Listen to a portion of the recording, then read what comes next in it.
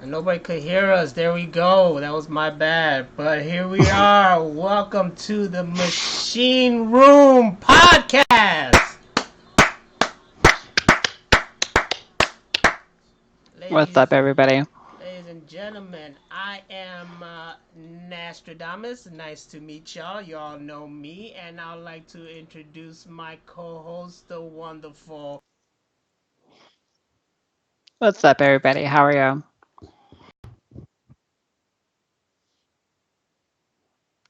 As of recently, Why the name? Oh, shit. Hold on. By the name. Sorry about that. That was my bad. We're live. This is the first time. There's gonna be oh, you mistakes. went back. There you go. There's gonna be mistakes. It's all right.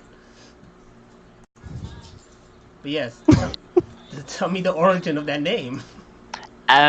Well, as a lot of people know, like all my screen names, like my Twitch and my Steam and my Xbox Live gamer tag was all, I don't even remember now. Venus Sage something, Yes.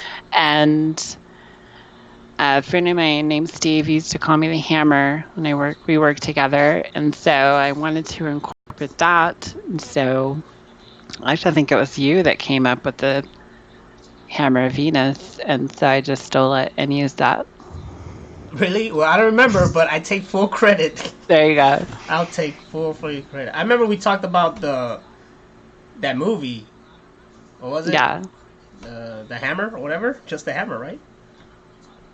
yeah. It's a book idea that I have called The Hammer, or it's just called Hammer, and it's about a woman that uh, like I guess accidentally, I don't know what you'd say, like a forced kind of manslaughter thing, like killed her husband with the hammer and ends up becoming like a interrogator for the Irish mob. So it's in the works. I was thinking about that one Comedy Central special that we jacked about. That's where I thought it came from. Which one? The Hebrew Hammer. That's why I thought The it came. Hebrew Hammer. Oh yeah. No, it's not from that, but that movie is amazing. It's anybody that um likes Jewish sarcasm should watch that movie because it's fucking hilarious. I don't remember. I remember seeing a little bit. I just remember he had a really big gun. Yes. Yes, that's all I remember. Only scene I remember that movie, there's a scene where he goes to like the Jewish headquarters and he has to prove that he's Jewish. And so there's like these 3 tests that he has to do, and it'll prove how Jewy he is to get into the next door. And it's like the funniest shit I've ever seen. There's like the last one is just him in a room and it won't open, so he just starts complaining, and it has this little meter that goes up the more and more he complains.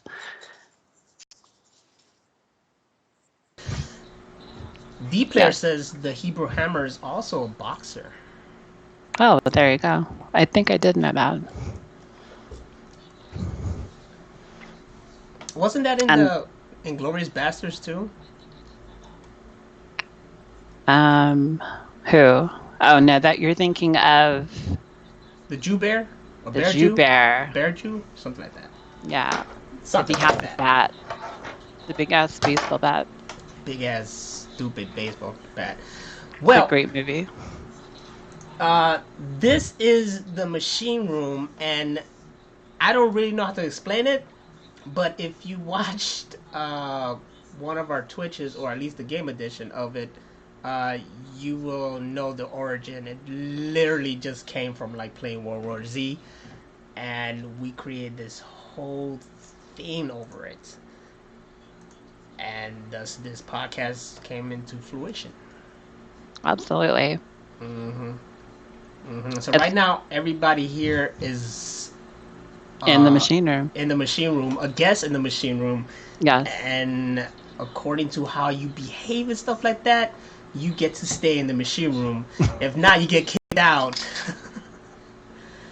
Yeah, you got to act right in the machine room. You can't just come in here and fuck up because you'll have to cut in on the light bill because that's just expensive. Everybody's got to cut in too. This is no freeloaders allowed in the machine room. Okay. It's a lot of space in the machine room, but no freeloaders around the machine room At all. At all.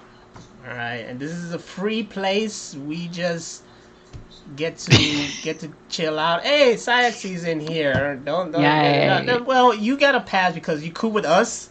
So yes, we'll deal with you. We'll let you freeload a bit, but not too much. Yes. Not too much.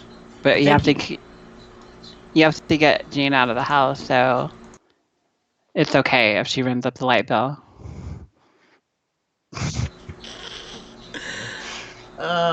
Is that a thing of your own face? Where? You see it in the chat room?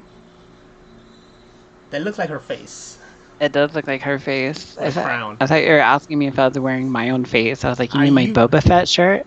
My badass Boba Fett shirt?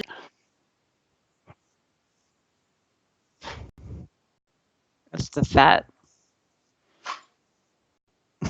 In the machine room. Absolutely. We love them in the machine room. So far, it's going well. It's going smooth. Nothing's getting messed up. We just got here. Yeah. Shit's early. You're gonna fucking jinx us saying all that shit. Positive shit. I'm sorry. I already almost messed myself up because I got these headphones, right? And this doesn't have a long reach, so I just went like this. And you ever seen Roman the Bronx, and when Jackie Chan goes into their freaking hideout and then he just like looking around, the DJs play music, then he grabs the stereo equipment and throws it, and then they show the DJ like get pulled by the thing?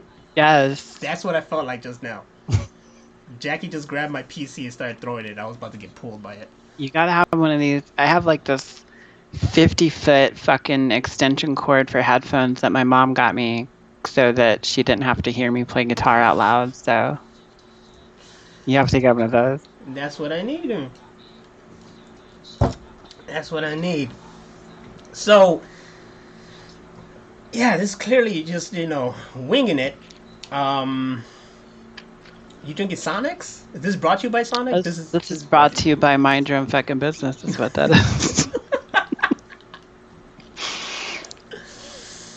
I live at Sonic. Like, they're probably so sick of me there because I never tip. So they're probably just like, oh, this bitch. Every time I don't. It's like that whole argument at the beginning of Reservoir. I'm sorry that they don't make enough, but that's not my problem. If they did like something like above and beyond, of course, like I live far, so like the pizza guy comes, of course he's gonna get.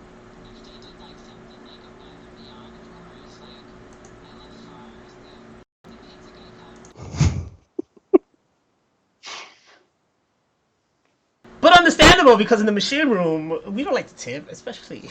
We don't tip. Is it true that's what they make their money off of? Like, clearly, like, nothing else? Just tips?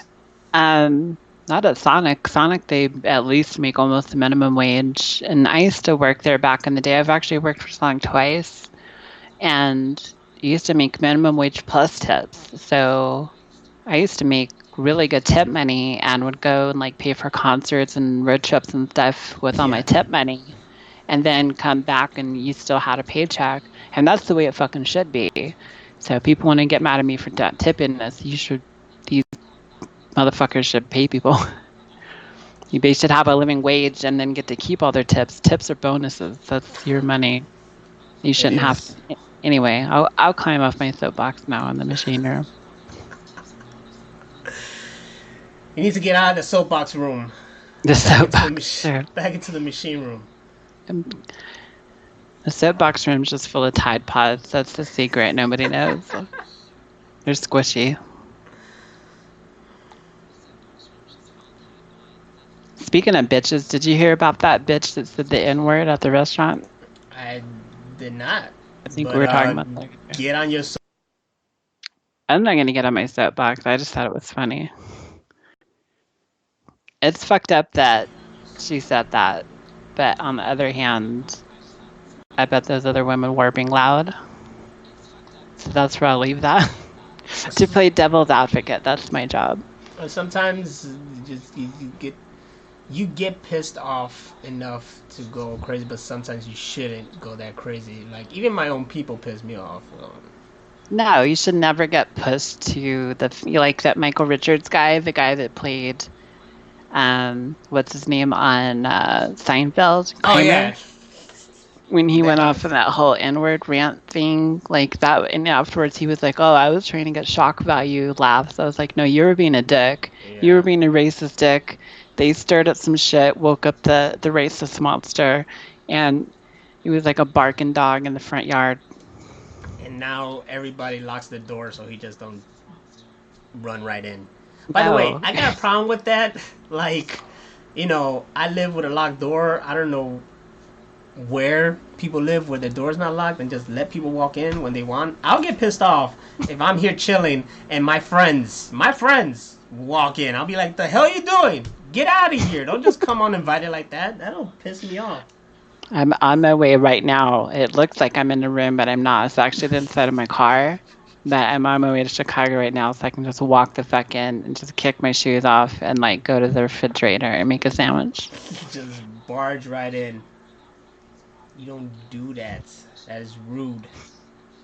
I don't mind Rudeness. that if I had people that just showed up like that. It really depends on who it is. It has to be like a close friend. Like, But I mean, like, you're talking about like they come and they're like ding dong, they're outside kind of stuff. I'm talking about like the doors open, they just oh walk no, in, and I'm just even like that. laying on my freaking couch and shit. If they're like a close friend or family, I wouldn't care. I'd be like, hey, what's up? As long as they didn't like come in with like 50 people, like, disrespect your house, I wouldn't care. The ones that just go straight to the ones that just go straight to the fridge, like, hey, what you got to eat, what you got to drink.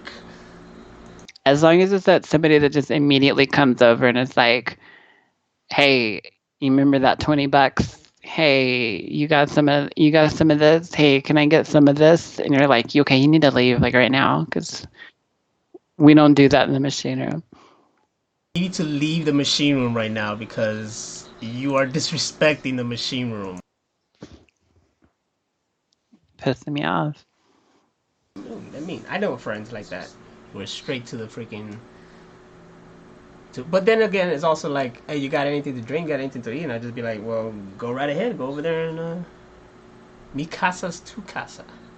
Yeah, but again, it's got to be somebody that you have that kind of rapport with. Mm-hmm. Like if Gina just came up in my house, I'd be like, yeah, go up there and get you a soda or whatever. But Mm-hmm. if it was like one of your like Facebook acquaintances you don't really know that well, you'd be like, why the fuck are you here? Wait, first of all, how do you know where I live? And why are you here? Get out! I'm calling cops. I'm calling your mom. Get you in trouble with your mom. Get your ass whipped. I'm not a Bev calling somebody's mom. I don't care. I like to thank the people that are here, though. You didn't have to be, but you are. You did. Nobody put a gun to your head to be here. It's like, you better fucking show up, motherfucker. You didn't have to be, but you are, and we appreciate it. We appreciate you being a part of this conversation. We want you to be a part of this conversation. If you have topics you want us to talk about, we're happy to talk about anything you want to talk about. This is the machine room. Everyone's welcome. Everyone's kicking back, got their feet up. We all got our drinks. No And racist, though. yeah, You're not allowed. No racist in the machine room. no, none of that. None of that shit. None of that And none of shit. the motherfuckers from New York. They're too uptight. Not really. I'm just quoting Demolition Man. You're quoting Demolition Man? Yes. Which is a freaking great movie. Let's all realize that Demolition Man is a classic. It is. I can't stand people shit on that movie because it's like one of the greatest sci-fi. It's a great sci-fi movie, and people want to shit on it like, oh, it's an action movie. It's got Stallone. It's like, well, it's still a great sci-fi movie. Mm-hmm. It's not like up there with fucking Blade Runner, but it's still good. Crazy sci-fi movie, and And I think even Taco Bell lately, they're one of those, like, they had the fancy little restaurant kind of designs, just like in Demolition Man, which I find hilarious. And to tell you the truth, it's almost to the point where it's getting like that, because there's some little fancy Taco Bells over here that are also slash uh, a tap room kind of stuff going on. So that's We had one that was recently built, I think, last year, and it's all like modern deco kind of thing, and it looks a lot like that, except smaller. So it's like a way smaller version of the Demolition Man, but they've totally jumped on that. And I I think I had read that they had originally wanted to use like McDonald's or Burger King, and they didn't want to do it. Like they didn't declined. So for Taco Bell to have, first of all, said yes back in the day, and then to still be like riding around. that donkey, fucking 20 years later, Yeah, they're that's doing pretty good. cool. They're doing good. It's true. Deep Player One asked Godzilla versus King Kong 20 years too late or right on time? I don't see why it's too late. Um, I think I think it's right on time, especially the way that we have CGI now and how good it actually is and how much love and passion they put into it to make sure all the little details are good. I think, especially if you're a fan of the new Godzilla movies, I think it's going to be amazing. I was truly hyped for it when King Kong. It wasn't King Kong though. It was called Kong, right? Called Skull Island. When that hyped it up, and I was like, oh snap! So sadly, I haven't seen the recent one. I I should be kicked out of the machine room right away. Get out.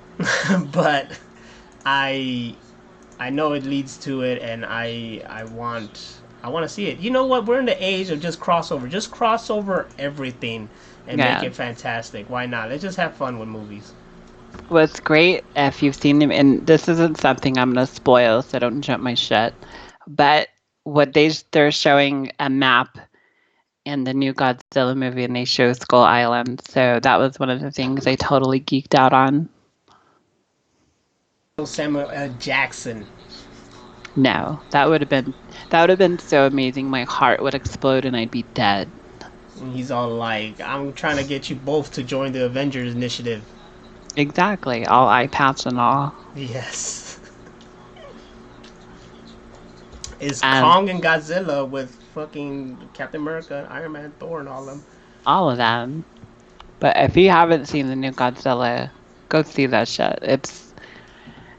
It's like it plays tribute to the original so well.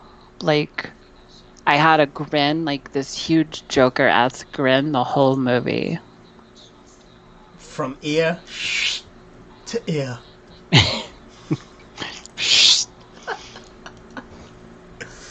I did it, man. I'm like behind on my movie going experience. Like that was one of them I had to go see, but things got in the way.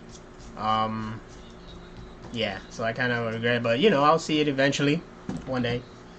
But you're Again, always like the first one to go see all the comic book movies. I figured you would have been like first in line for Godzilla. I would have I was going to, but I didn't. I failed. Once like I said, my machine room card is getting checked right now. It's getting checked. It's about to get your membership revoked. I mean, I didn't even see the Lion King that happened, and I didn't see the Tarantino movie this weekend, which I wanted to. That's right. Oh shit! Now I'm gonna be broke.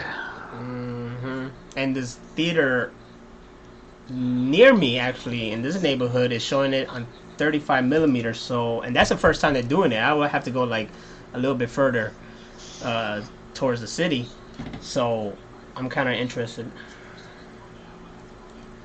I talked to somebody yesterday that's seen the new Lion Lion Kling, boy, King, the Lion Klingon. the Yes, I heard of that Klingon. one. They said it was really good and was like almost just like the original. So I'm really not looking forward to seeing Mufasa die again. Oh, really? Well, that's a fresh, nice way of looking at it, because the people around me are saying like, oh, it sucks, but it's because they're like, it's not like It's not like the original. It's like it's realistic, guys.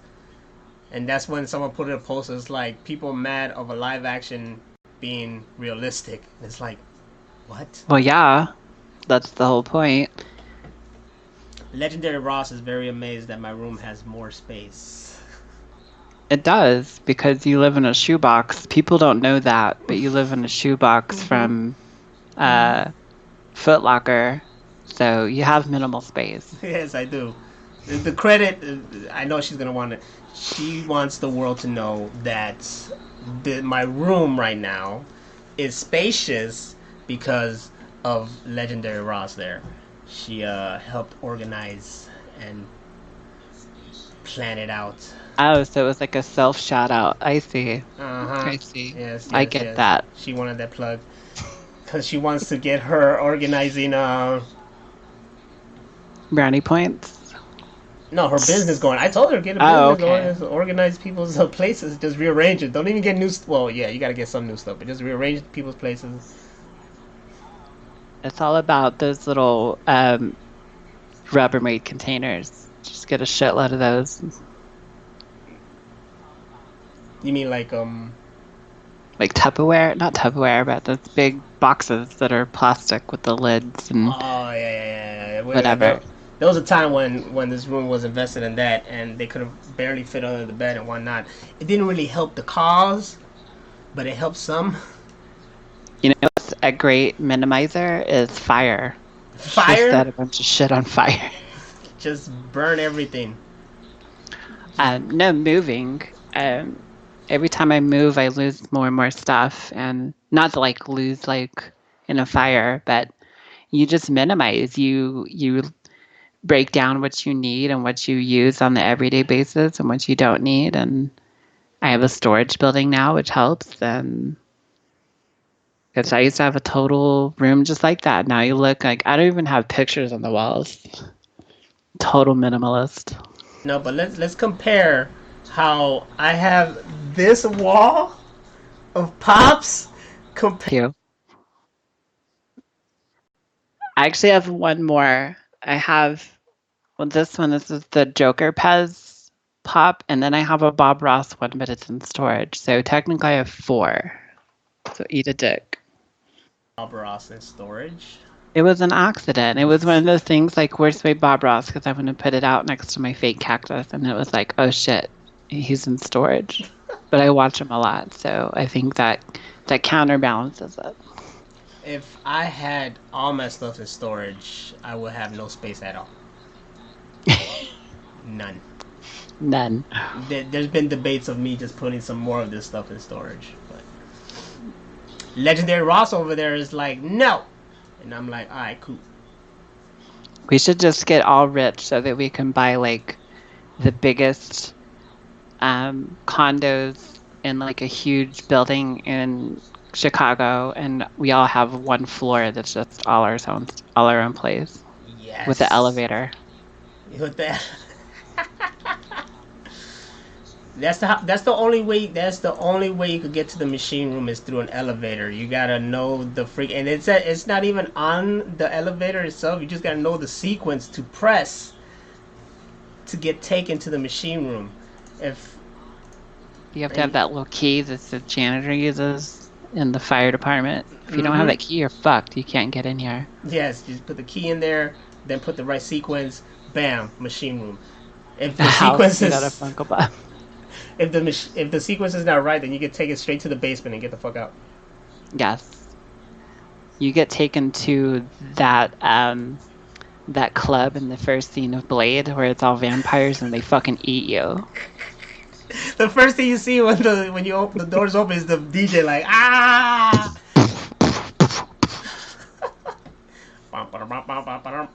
Blade. Let's talk about Blade. Let's talk about Oscar-winning Mashallah Ali being Blade. How do you feel about that? I don't really know him. It's I don't know him like that. So I had to look him up. They were like, so-and-so is going to be the new Blade. So I'm like, let me investigate. Let me just put on my Carmen Sandiego hat and check this out. And I think he's going to play the part very well. I'm upset that they didn't pick Wesley Snipes back because I heard that he was still interested.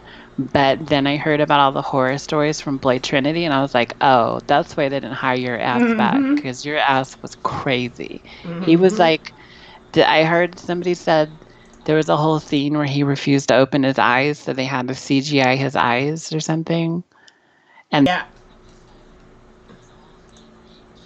pot smoke, and he would just leave like little post-it notes to the director.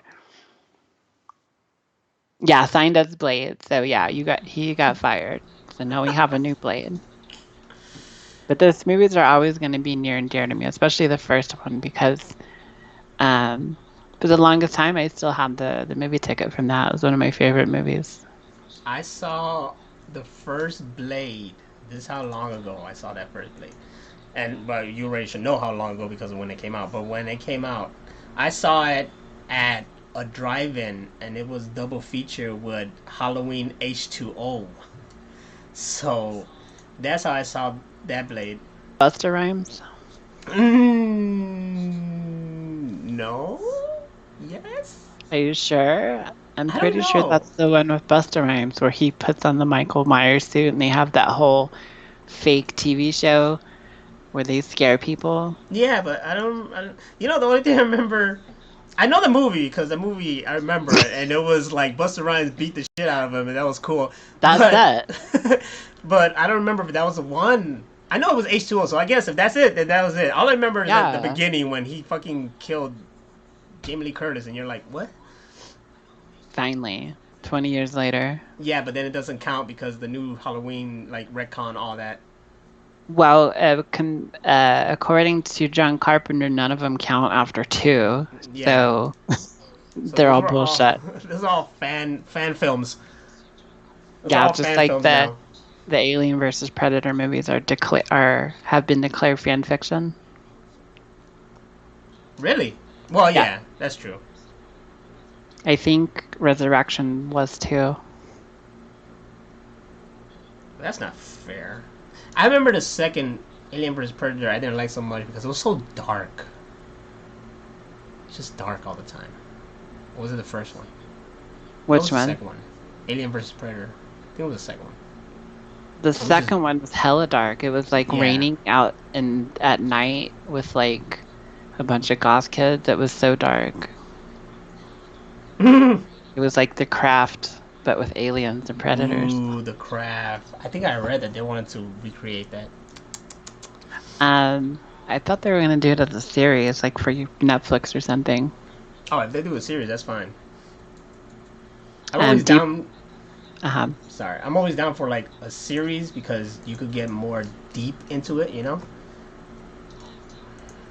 Biggest thing where people getting mad that new movies won't come out, or if a movie got turned into a show, it's like, well, you have so much more time and energy to play with those characters. Like the Hannibal show was so great for anybody that loves Red Dragon and Silence of the Lambs and Hannibal and all those books because it was all of them in one show plus so much more. And with the TV show, you have that ability. I know I watched Lethal Weapon when they made it into the TV show. I was like, I don't know how this is gonna work. Whatever, I'll watch it. And next thing you know, it was like the greatest damn TV show around that time. There was a lot of drama behind that. You know about that. So, but even after they replaced the dude, it still was a great TV show. So it worked. It worked. I thought it wouldn't work, and it actually worked. And it's because they had a good guy playing the freaking part. You know, that's all Well, it counts. to get back on subject about Blade and to combine these two things, remember the Blade TV series that made it like 6 episodes, and I think they aired two. I remember the Blade TV series. I actually watched all that. It actually I heard ended, but it was short. Yes. I heard it was not good, and people were mad. Yeah. I mean, people get mad at stupid shit. You had Sticky Fingers playing Blade. I mean, it worked Yeah. kind of, but no, no. It reminds me of Witchblade though. Witchblade had a TV show too. I watched that. That was actually fantastic. The first season, and the second season they just fucking they killed it. But First season of Witchblade was cool. There was also a Crow TV series back in the 90s, Yes. which had some cool stuff in it, but for the whole, they just like they didn't have enough money to film at night, so it was always during the day. It Like was. there were so many problems with it. You just brought back memories because I actually had that on DVD and then I traded it in. Now it's gone forever. It's gone forever. Oh man, I had the whole series on DVD, man. I loved it because I was like, "Hey, look, it's Mark Dacascos. That's right. Only the strong. He's Blade. I mean, he's not Blade. He's He's Blade, yeah, the Crow. he's the Crow." It was cool. I remember they had the female Crow, and then they had this dude being Yes. the snake. Yeah, The the snake. snakes. I was telling my friend Heather about the snakes. They're like the opposite of a crow. Yeah, I met him. You know that, right? You did? Yeah, I met the creator of the Crow. Oh, cool. What's his name? Oh, you did. I said I wanted to beat your ass. Oh yeah, you did. You didn't want to be mad. Yeah, James O'Barr. There you go, James O'Barr. I got it. I saw that without Googling it because I know my shit. You know your shit. Clearly, I'm a poser. Poser ass Poser, bitch. I But just you got took- to meet him and I didn't. So that's fucked up. He was just there, and I was like, well, "Fuck it, man. I'm gonna be the guy who did the Crow. Fuck it." I really He's just really wanted, cool. I really just wanted a picture, but I didn't want to be bogus and just get the picture and not actually like support him. So I was like, "Hey, this and sign it, please. And can I have a picture?" And he was all like, "Cool." Just Plain Dro asked, are they still going to remake The Crow? From what I read, it's in like permanent limbo because they had wanted to use Bradley Cooper and he backed out. And also the director backed out. So now they're back to square one. I really hope they don't, unless the only way that I'd be okay with them rebooting or remaking The Crow is if they follow the comic like verbatim. Will have to at this point. They notice that every remake is like, all right, we're gonna get it closer to the source, and that's what they Yeah, did with the Hellboy movie. They got closer to the source. The but they only had no story. it had a story. The only problem is the direction. Like the pacing was bad, the way it was edited was bad, but the CGI was bad too, and in some parts, in a lot of parts. But the dude was killing it as Hellboy. They put a lot of stuff from the comic, from what I've seen and how they compared it and shit like that. It's just the direction was so bad and so rushed and just felt like everywhere. And then Mila Jovovich is Mila Jovovich, so she doesn't really like. Yeah, like her thing is like it's not really that great.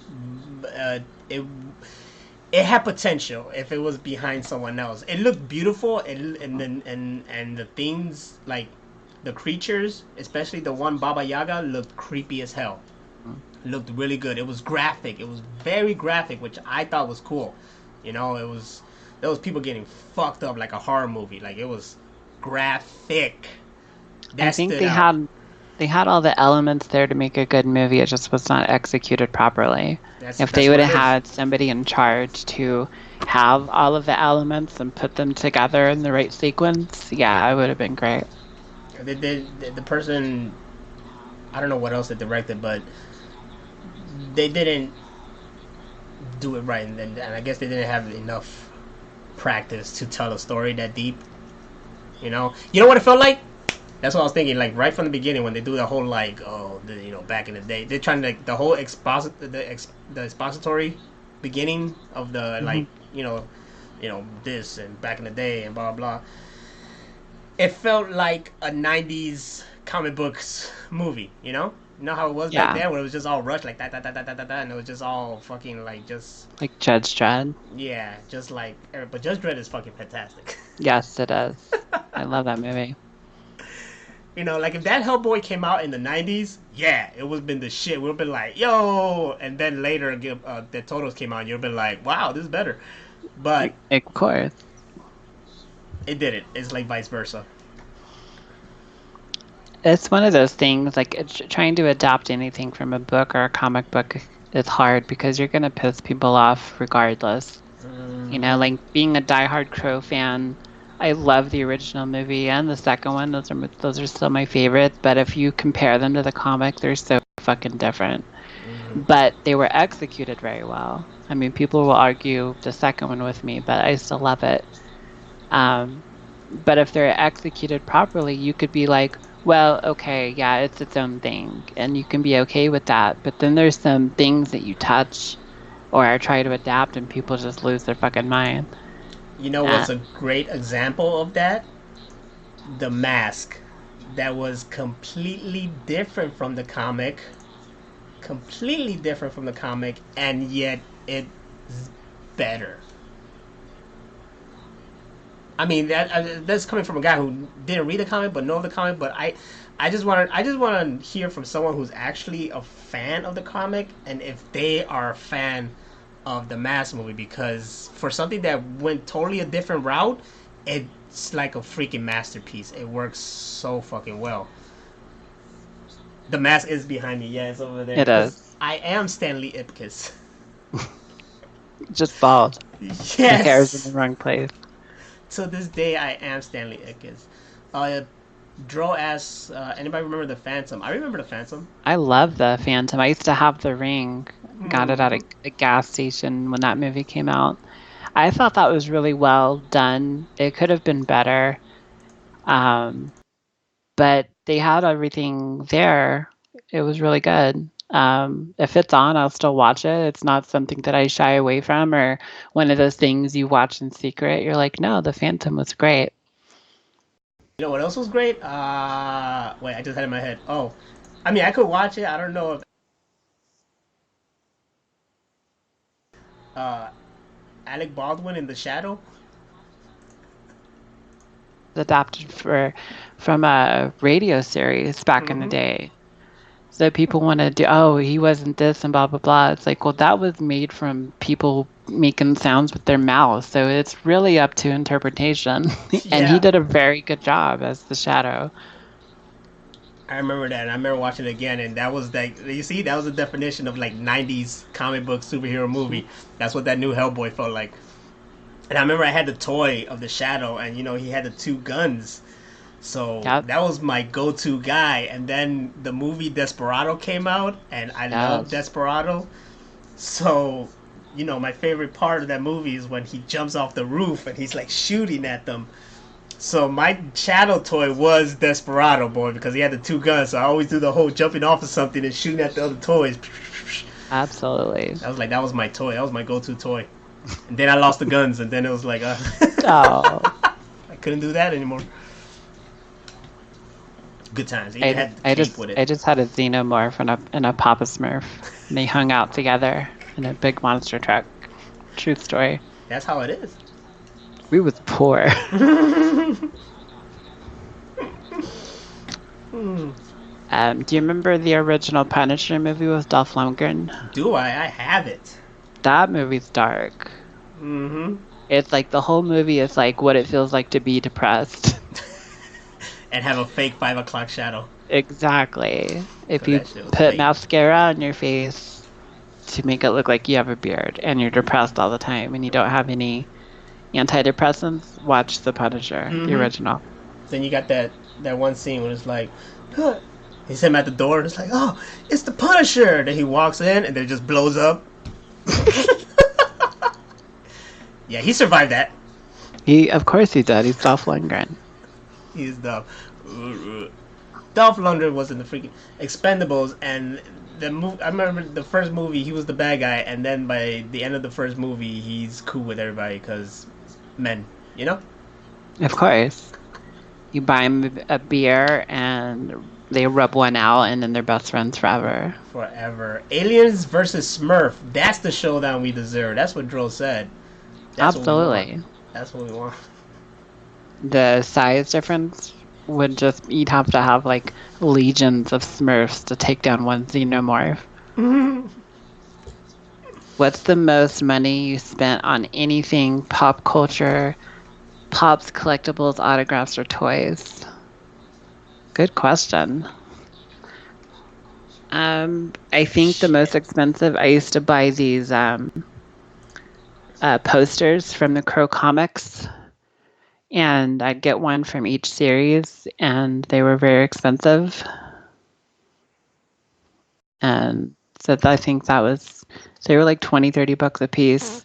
And I remember actually one of them was from, I can't remember the name. It's the Crow series where he was a Civil War soldier and came back 100 years later to like fight the ancestors of the people that killed him or whatever. And so it's a poster of like this big moon and the crow and all the stuff. So I used to go to this comic book store all the time and we'd play Magic the Gathering. And so I had my allowance and I was all set to buy the poster and it was gone. And I was mad, like livid mad. I said, who the fuck bought it? Because it's been here for months. And they're like, the owners point to this guy playing Magic cards. And they're like, he did. And I look over and it was my best friend, Nick. And I said, you motherfucker, you know I wanted that poster. And he goes, happy birthday. And I felt like such a bitch. Tense story right there. Because I thought, I was about to tell you should have drop kicked him. But then he did a nice little thing at the end. It was like pulled out like a friendship. Friendship? Mortal Kombat. Mm-hmm. Now, in my case, I have no idea. I buy so Those many helmets? things. These helmets were about 80 That's each. a lot. Yeah, but I know there's other stuff. There's other like Ranger Legacy stuff that was more expensive that I did not buy. Like the swords and the fucking staff that I still regret to this day. But yeah, these were about that. I don't know. I guess the most money I spent a lot on were these pops because I was like, especially when Hot Topic had deals like 3 for 30, and I'm like, fuck yeah, let's do it. At the convention though, I'll go, man. I think the last convention I spent maybe $200 on stuff. It's not good. Another one that I'd say I've put a lot of money into is my Dexter collection. I tracked down all the first editions to all 8 books. I remember you told me about that. So yeah, I have all 8 hardback first edition Dexter books, and I have all the audiobooks. But were they read by? Jeff Lindsay? No, I was gonna say Morgan Freeman. They got everything got to be read by Morgan. I wish. I would cream so hard if Morgan Freeman read all the Dexter books. And then Dexter walked into the room. That was my best Morgan Freeman. That was good. That was good. Now I'll give you the first book and you can just read the whole thing in that voice. just the best, worst Morgan Freeman. I could also do walking. My best work walking. Dexter decided to go out one night and wow, killed everybody. It's awful. It's awful That walking. was great. I've seen better. I've heard better. Comics. Yeah, that's true. Yeah. That's true.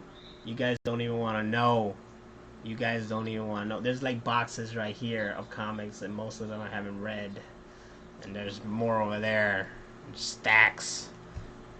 It's bad. It's all over the place now. The Dark Knight Metal. I haven't read one of them, but I have them. The Dark Knight Metals is so confusing. Like I read through them, every single like the themes and the side stories and all that stuff, and it's just like all out freaking confusing. It's cool, but it's like confusing to the point of like what? But I guess I'll just take it for what it is.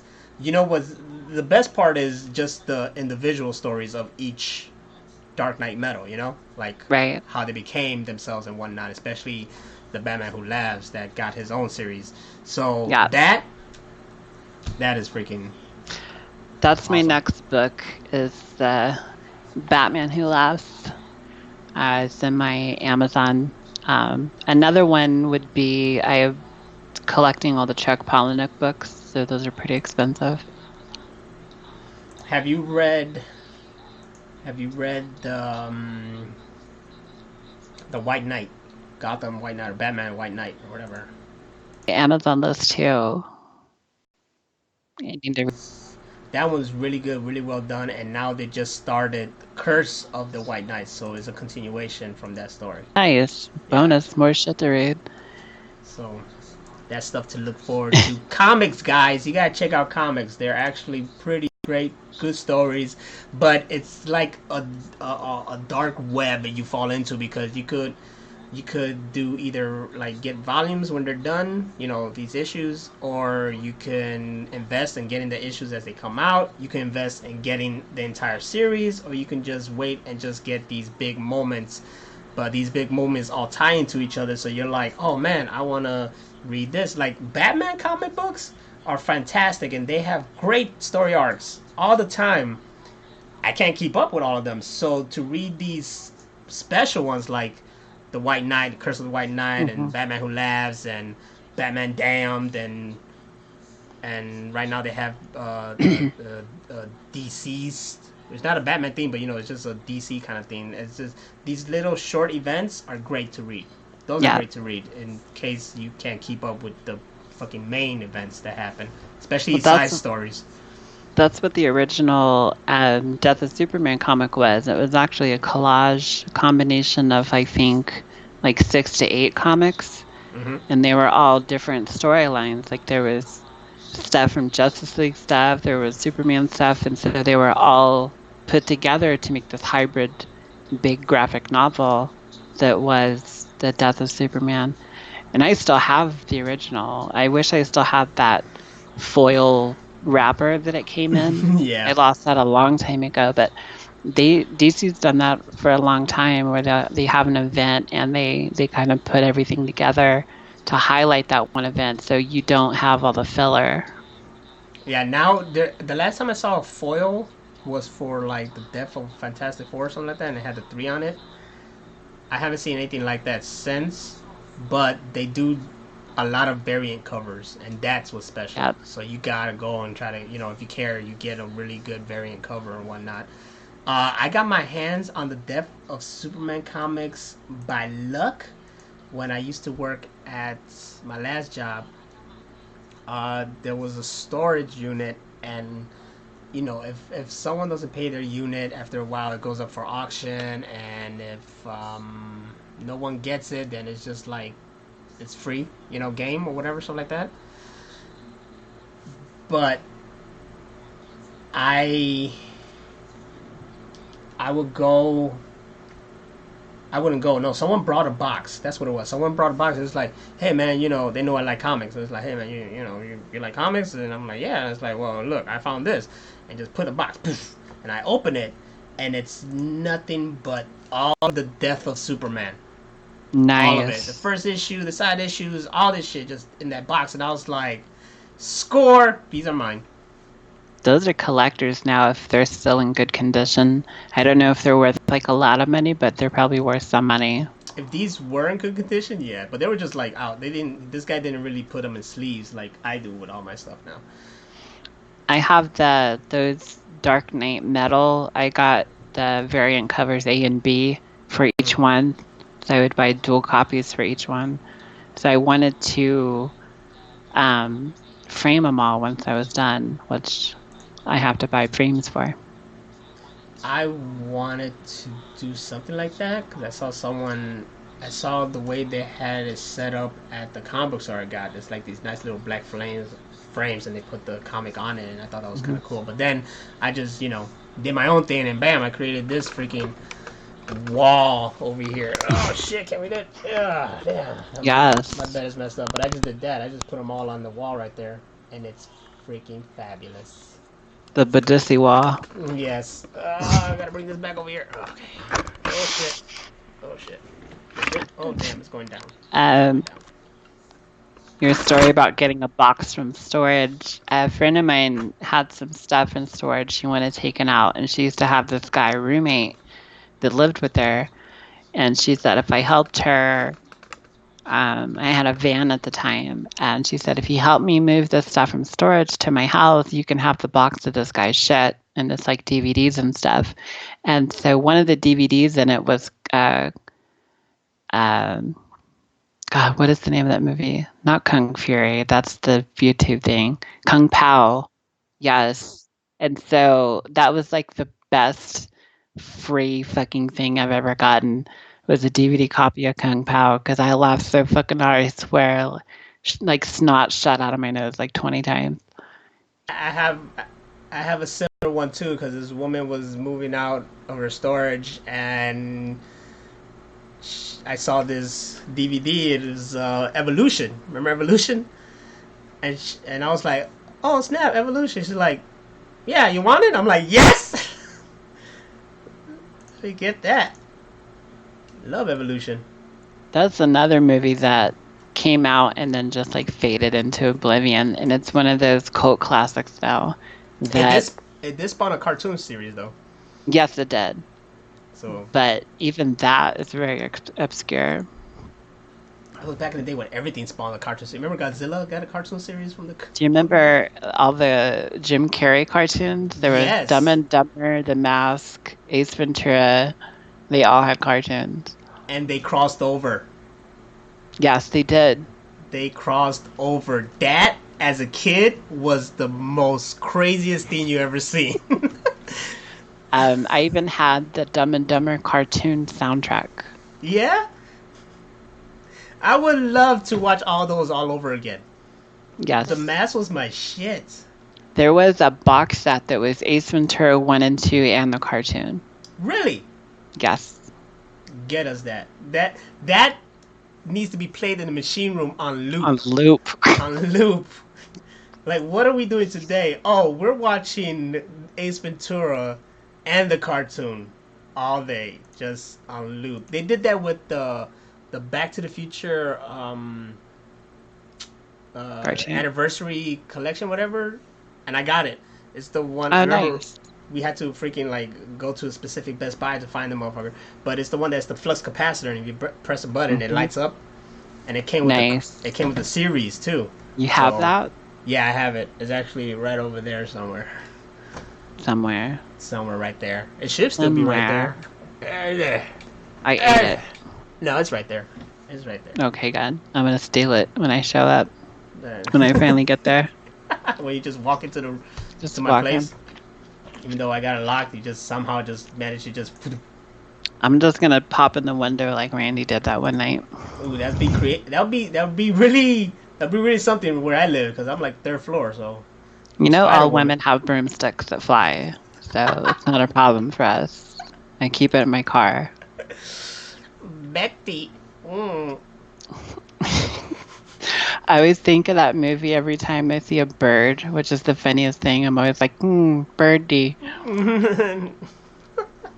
Tiger. That was a movie that was way ahead of his time. It was, and for him to leave a little sneak peek kind of thing, like a tease of a sequel and never make one, makes me so mad because I think we need that. As dark and as fucked up as things are right now, we need things to make us laugh. Literally just make a sequel now and it'd be like straight to like Hulu or Netflix or Amazon or something like that. It's just...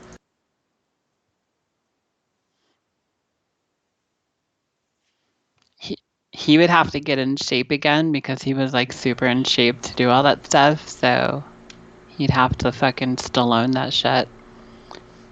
Just plain Joe ask best worst movie, y'all. Ooh, best worst movie. Like, what's the worst movie? Like shit. Like Spider-Man 3 is still the worst movie I think ever made. But is it something that you could keep watching it and enjoy it for being such a bad movie? I think that's what it means. No. Best worst movie. No. I'd really rather jump into a swimming pool full of alligators than watch Spider-Man 3. I'd rather watch fucking a Fran Drescher movie than watch Spider-Man 3 again. A best worst movie. She made that hairdresser movie. I remember that. It's funny that you mentioned that because Fran Drescher popped up today. I think I was on Twitter or something. I don't know what it was. I saw Fran Drescher somewhere, and I was just thinking, like, was she like the people? Would people? Yes, absolutely. Absolutely. With that voice. But her voice isn't. I bet she has a different orgasm voice, and that's all that matters. Best worst movie. Yeah, Beautician and the Beast. That's what it was called. Um, like I said, I love The Crow Seed of Angels, and so many people hate that movie, but I don't hate it. I love it, so I wouldn't count that. I'm That's a trying to really hard question. I'm trying to think because there's a lot of like bad movies I love to watch. Um, Street Fighter's considered a bad movie. I think it's fucking fantastic. I got one, and I know it's bad because my mom hates everything, and she ridiculed me for watching it. Waterworld. Waterworld. My mom just came in the room. She goes, "Are you watching fucking Waterworld?" I said, "Yes, yes, I am." Ah, It's if you like watch it in shame, but you enjoy it, but it's still in shame. I think that's the best worst movie. I have plenty because there's a lot of movies I could watch that are like really really bad, and you know people will like be on my case about it watching because I know they're bad, but for some reason I still enjoy them. And like the last Airbender movie is bad, but I could watch it and enjoy it. The Dragon Ball movie is hella bad, but I could watch it and enjoy it. There's this one. There's some movies that are just so bad that they're great, and there's this one called Miami Connection. It's so bad, but it's so good. You know, it's one of those movies that's just meant to be bad, but they're great kind of shit. I don't know how to explain Um, it. no, I totally. There's a movie like that I always quote that is super bad. Is American Me with um, what's his name? What was the French Japanese kind of guy from Blade Runner? Oh, John Rene or John Reno or something like that. No, he has three names like that. Something, Well, it's not John but Claude Van Damme. no. The guy with the acne scars. I'm gonna have to Google it. I'm googling it. I do not know. Edward James Olmos. Oh, my fucking supervisor. Yes. I'm not bullshitting. I have a supervisor, and he just reminds me of Edward James Olmos, and I even have Edward James Olmos picture on my phone when he texts and call me. Oh my God. I just have him down as Edward James Olmos, not even his real name. Yes, he was great in Selena too. Um, Oh yeah, of course.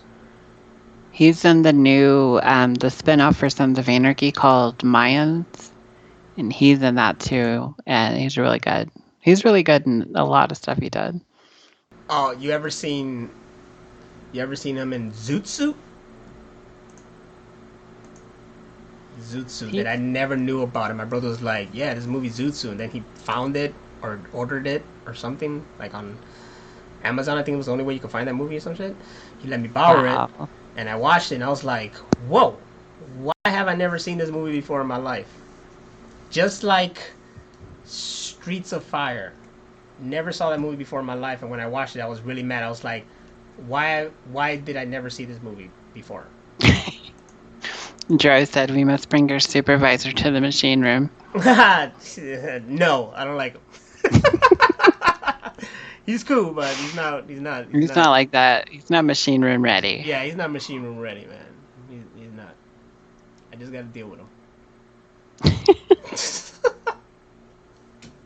There's other people. I mean, if you followed like my Instagram back then, and then I had the Kenny Club going, like that guy. That The guy. Kenny Club, yes. Kenny was a trip. Kenny was fantastic. What happened to that guy? He's still working with us, but he doesn't work on the same flight with me, so I hardly see Oh, him. I just see him in passing, and he's all like, lame. "I I got food for you, Nazi," and I'm like, "I'm not hungry, man. I got my own food." It's like, take the food, and I'm like, "No, Kenny." And that's the conversations we have. They're very fun conversations. My I think mom is watching. So, hi, Mom. I say hello. fuck a lot. There you go. There you go. Absolutely.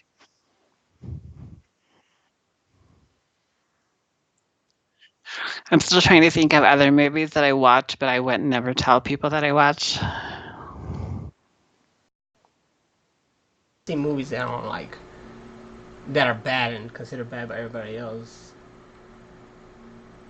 I don't know. I collect a lot, especially if it's like a comic book movie. It doesn't matter. I collect it. Like I got the Hellboy one because it's Yeah. Hellboy. I bought freaking awful comic book movies made. I got the last Fantastic Four they did as well. I just get movies because Oh, I heard that whole movie was butt cheeks.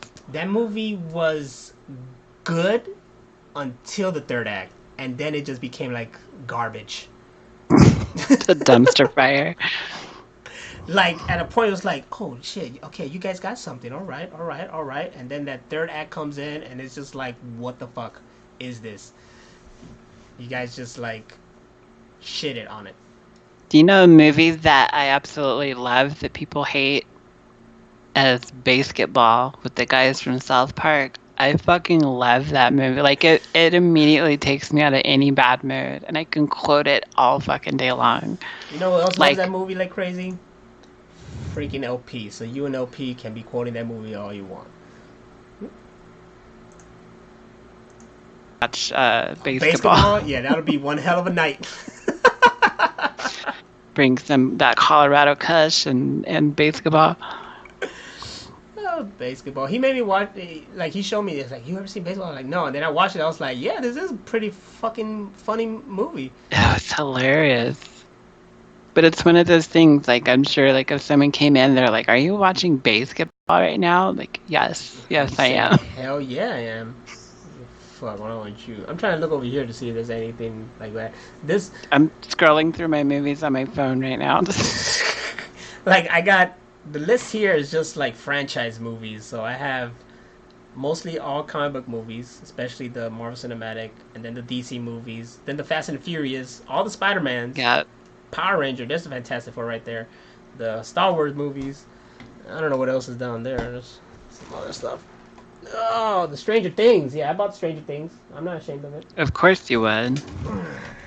My girl was like, "Why would you buy it? They're on Netflix." It's like, I know, Exactly. but this is how they got me because it's all in a VHS case, so it looks all vintage, and I'm a collectible, so It's also like, why would you buy Rick and Morty on DVD when it's always on Hulu? that's true. That's true. Which I did see the whole collection. It's not like I spent a lot anyways. It's not like I get them like full price. This motherfuckers were like $10 when I got them, so it's nothing. You're all defensive about it. I gotta be. Calm down. Shit. You know what's a really terrible movie that I own that I have yet to watch? Is the remake of the Ghostbusters. I even have the extended version, and I haven't watched it yet because I refuse. Actually, not horrible. It's pretty. It's all right. Okay, it's not. It's not. It doesn't. It's not too bad. People are really harsh on that shit, and I can see why. It's because they shouldn't have done it that way. Like, I think it would have been acceptable if it was like a passing down the torch kind of way, you know? Yeah, and that's what I was hoping it was, but I thought it would have been like the Apatow crew, somebody like that. But it was like Saturday Night Live's version of Ghostbusters. Yeah. But I'll tell you what, I love that movie for one reason, and one reason only. Kate McKinnon. I love that woman to death. She so is great. fucking hilarious. I recently saw the movie The Spy That Dumped Me. That's with her and Mila Kunis. If you guys never heard of this movie or never seen it, I highly recommend you see it because I was dying laughing a lot. And it's just because of Kate McKinnon, because she cracks me up. And that was the only reason I was like, yeah, I'll see this movie. Man, she is like the funniest chick in the world. I love her. She cracks me up. Just Plain Dro said, basketball tournament for Naz's championship birthday belt in the machine room. Yeah, I second that. We got a basketball court now. The problem is, like, I have to get another championship birthday belt because that piñata was actually handed down to a recent birthday boy, Josie, and he brutalized it. She can verify this is that I myself, as people you can't tell with me sitting down, but I'm almost 6 foot. So as a tall woman, I kept a basketball in my car. So I'm ready to play basketball, sorry. Yeah, I kept in the cold and they'll go flat. So they kept going flat and I'll throw it away and I'll get another one. Just ready to like just dunk over people if they talk Yeah, shit. I just dunk people all the time. Like, people talk shit. I'm like, let's play horse, let's go. You better watch yourself. I'm gonna freaking dunk over your ass. I'm too fat to jump now, so I just have to be Trampoline. really. That's why we got a basketball because you just stand in one place, and I even have to like. There's a website that has the rules to basketball because the guy that made that movie actually invented that game, so he had to write down all the rules. Yeah. It should be a thing then. It should like Hey, there should be basketball tournaments. speaking of making rules, did you ever watch the what's his name? Damn it, his name. I know his name. Adam Sandler movie, The Ridiculous Six. Oh, because it looked too ridiculous. There's this part in the movie where this guy is just playing by himself, and it's that dude from like the Big Lebowski and Transformers. You know that one guy with the face. Yeah, yeah. So it's him. Yes, John Turturro. So it's him, like creating baseball, pretty much, and then he gets the whole freaking crew of the Ridiculous Six to like help him, and they're just making up these rules on the spot. So it's a joke on how baseball was created, and it's funny as hell, I see. hilarious. It had me dying. It was a great scene in that one movie. John Turturro. This year's the 20th anniversary of Digimon. Really? Like the show or the card game? True. The show or the card game. I'm still waiting for Digimon to be like a mobile game like Pokemon Go, and let me catch some freaking Digimons out there and Digivolve them and shit like that. You know, speaking of that, there's something that Nintendo should do that would make them shit tons of money, and they're stupid for not doing it, is releasing all the original Nintendo games on as mobile apps. I think they would make a fucking fortune just with like Mario alone. But if you could play like Let's Go Hoops and Zelda and fucking the original Metal Gear Solid and or it's just called Metal Gear, but all those old Nintendo games, if you could play those on your phone, like one of my favorites was was something Master. What was the one with the car that could jump? Somebody help me here. Yeah, it could like jump and shoot. Like the kid like gets taken down underground because his pet frog fell. Blaster Master. That's what it was called. Like all those old games, like if Nintendo put those out individually as mobile apps for $1, they'd make a fortune. On the Switch, which is where you could play all those games actually. Feels like Xbox and PlayStation does. They So don't even if they would focus on mobile apps too, I mean they don't have to put all of their eggs in one basket. Yeah. I think that's what fucks them up a lot of the times is they put all of their eggs in one basket and it fails and then they're like, okay, well now what do we do? Yeah, there's a lot of emulators. I don't know if they're failing because those guys will never like go out of business. Nintendo is gonna be around forever, and if there was ever like, I know there's a war between consoles and not really anymore, I guess, but if there ever was a winner to the war of consoles, Nintendo's gonna win it because the fan base for Nintendo is so strong and hardcore. I'm talking about like more than what we were talking about earlier when it was like, you know, you talk like you got an Xbox and then people are like PlayStation, you know, like there's the Nintendo fan base that just keep to themselves. They don't even talk shit about anything else. They're just like, yeah, I'm Nintendo and that's all I care about. Didn't Nintendo, when they first came out, didn't they make playing cards? Did they? That's what I heard or read. So they've been around for a long, long time. So yeah, like they're saying in chat, Nintendo is innovative. So even if they got out of consoles, I think they would jump into something else. That's true. But they're so hard. They're like invested on that, and they are innovative. So the Switch is a freaking fantastic creation. I don't get the new one.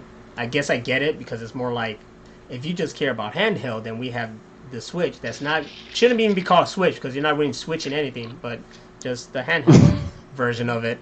And it's like, all right, that's cool, but Well, if the Switch doesn't switch, then they should just call it a vacuum. They should just give it a silly name, give it something that it doesn't do. This is the Nintendo handmade. Nintendo handmade. unswitch, Unswitch. non-switch. The Nintendo sandwich, the new console coming out this Christmas. The Nintendo sandwich. That way it could be like this, and then you just have to open it like that or something. Wait, that's already a fucking 3DS. And the games look like mustard packets. Copyright. Get your new condiment. Get Mario condiments. It's coming out soon. Dre Pits, what's up? Damn, you guys, you're coming in late, Cal, because to let you know, the machine room is only open for 2 hours. We are at an hour and 38. So if you just came right now, I am sorry. For hour 12. I am sorry. They've been around for 129 years. So Damn! yeah, Nintendo is a fighter. So even after, all the other consoles like PlayStation and stuff took their place as the head of the mantle or whatever, they're still around. So I think that no matter what happens, there's always going to be a Nintendo. Jesus. 129 years? Holy shit. That's a long ass time. That is a very long time. Long ass time. I had a Nintendo. I never had a Super Nintendo. I had the N64. I never had the GameCube. And no, I never had that either. Bitch. I just realized that I skip generations of Nintendo. You did. I get one, I don't get the next. I get one of the because I got the Wii, but I didn't get the Wii U, and then I got the Switch.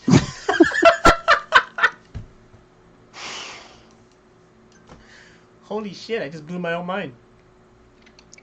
You just fucked your own head. I just did, and that's impressive. If you can fuck your own head, that's impressive. Yeah, exactly. When Microsoft started in a garage in Albuquerque, so what's up to New Mexico, bitches? See what I did there? Couldn't exactly. Even say that. The garage that they probably invented Microsoft in is probably a meth lab now. Probably. And then you see, that's also something. Nintendo is innovative, and I believe Microsoft is becoming innovative as well. And where PlayStation, except for the Zune.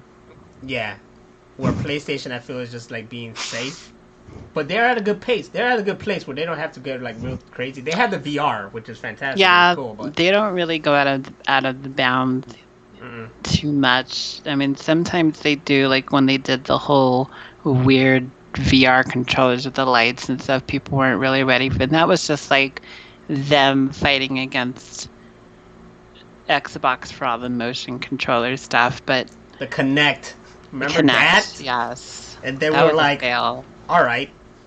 Remember when they were going to make people have to have it for the Xbox One? They're like, you have to have the Kinect or we're going to come to your house and murder you. Yes. I think that's an exact quote. But they like really sold that shit. It was like the Kinect. It's going to make your whole room a game. And it's like, it didn't. I was like, dude, I'm not getting up off my fat ass to play a video game. I'm going to do this and that's it. If you can make the Kinect read my thumbs, then you have something. Otherwise, go fuck yourself. Unless they create like the freaking simulation room for Star Trek, then Yes, we got something. Then we the got something. holodeck. Yes. If I had a holodeck room, I wouldn't be here right now. I will That's always how. be I will always be in the 1920s as a gangster with a Tommy gun. There you go. Yes. That'll be fantastic. Do the Xbox controllers still use batteries? Like even the new ones? Yeah. Jesus. I mean, you can get the rechargeable ones and all that shit, but yeah. Why? That's one thing that they should have like at least stepped up on. Being the whole charging controller. We I could guess. have an entire separate show of shit that Microsoft should have done. And we could talk about that forever from now till the end of time. Starting with episode 1, The Zone. Don't get me fucking started. I I have one that was actually LPs, and I told him let me get it. He doesn't use it, whatever. But I only got it because it was used, and it showed up at the end of Guardians of the Galaxy 2, and I always wanted one. And I was like, hey, yeah, it's good though. It's good to. It's just one of those collectible things. I also have my iPod that I recently found, and I Nice. charged up and I played it, and it was still some good songs in there. But it was like it wasn't too old because I redid the music by the time like I guess remember the band Fun was around and shit like that. No. No, you remember that? I was, I was in the death metal.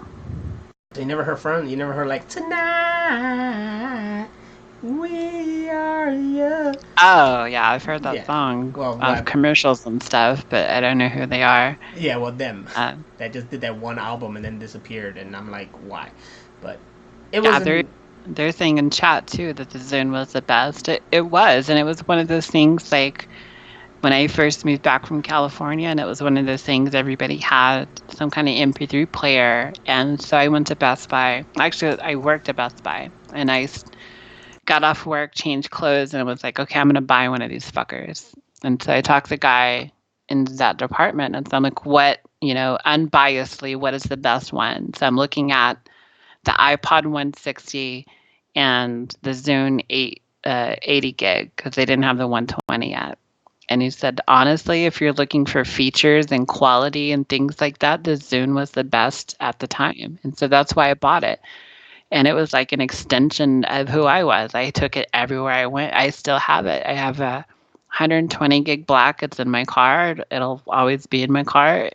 You plug it in, it still works. Not saying anything bad against the iPods, 'cause I know a lot of people that still have iPod 160s. They still work. But, Zune had the bigger screen. They had the HD radio first. They had shareable content before Apple did. They had the subscription, I think, before Apple did. So they were really innovative with that. And for them to kill it like they did was the stupidest thing they've ever done Just out of besides Windows nowhere. 8. Just out Yeah, of nowhere. out of nowhere, there's like, you know what? Bail. And they Done. left. But I guess it was at that time period too, because remember the iPod stuff too. Yeah. I think it was at that time period where it was like the phones was becoming because the phones are the new thing to listen to music. It's true. And that was something that was rumored for a long time. And they were like, the Zune phone is going to come out. We're going to get a Zune phone. And it was like, people were putting money aside. Like they had the money ready for the Zune phone. And Microsoft came out and they said, no, we're not going to do it. We're going to have the Windows-based phone that has all these squares that no one's going to like. And now we don't even make that anymore. It was basically the Xbox dashboard on your phone. It was. Like I had a picture one time and it was my Windows 7, my Zune, and my Xbox all with the same backgrounds and they all had the same kind of interface. And it was really nice because they all communicated with each other. You used to be able to plug in your Zune into the Xbox and play music from it. Like I don't know if you can do any of that shit anymore. I don't even know how to play music from my Xbox now. Like the Xbox One, yeah, I don't think. No, they have Spotify now. I didn't know that. I You thought can it do was just PlayStation. Spotify, yeah, but like you used to be able to play it from a Zune or a computer or something like that along with while you were gaming, and I don't think you can do that anymore. Mm. I didn't think.